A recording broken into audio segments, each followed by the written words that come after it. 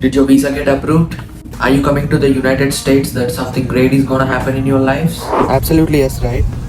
Because like many of you guys, I expected something great is gonna happen in my life. And yeah, that's true. I'm working on my skills every day to make that happen. But in the meanwhile, there are moments like depression, stress, anger, and many other emotions. I want to end this video on a positive note, so let's begin with the challenges that every international student faces in the United States and how to overcome them. Starting with, as you'll be living here far away from your family and friends, you'll have the freedom to manage your own life.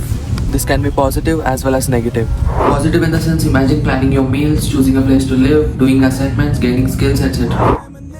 And on the other side, you can pass the time, be lazy, do other stuff. I don't want to mention those. Which one do you think is best for you? Now there is a more important thing than self-reliance, and that is mental strength. I don't think academic pressures are too stressful unless you're copying the assignments and not paying attention to the class. I know that there is not much to learn from the classes, but at least you need to know the concepts, right? One thing I wanted to focus on is homesickness. If you stayed in hostels during your bachelor's, you might find it easier to adjust, but a person like me, who lived with my mom and dad until my 20s, you might find it more challenging. But you'll adapt over time, just like I did. And the next important thing that I want to say is part-times. Guys, I'll be honest with you, don't depend on others hoping that they'll help you find a job, because this is not gonna happen in most of the cases. You want an example? Yeah, that's me. Guys, I have asked my seniors, friends and whoever I know in this university about part-times, but I couldn't find any. And I don't even blame them, because the situation in USA is like, without reference, even you can't get a part-time job. I think you got my point. Also, getting an on-campus part-time is important to manage your financials. But I don't think it's that easy to get an on-campus part-time these days. You can try meeting your manager, sending emails, but have an expectation that it might at least take 6 months to get an on-campus part-time. This way you don't feel discouraged.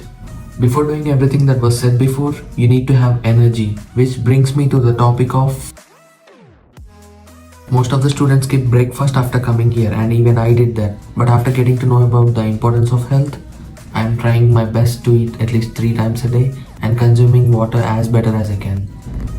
Because if you get a health issue here, the doctors, they'll ask you assets. You got me?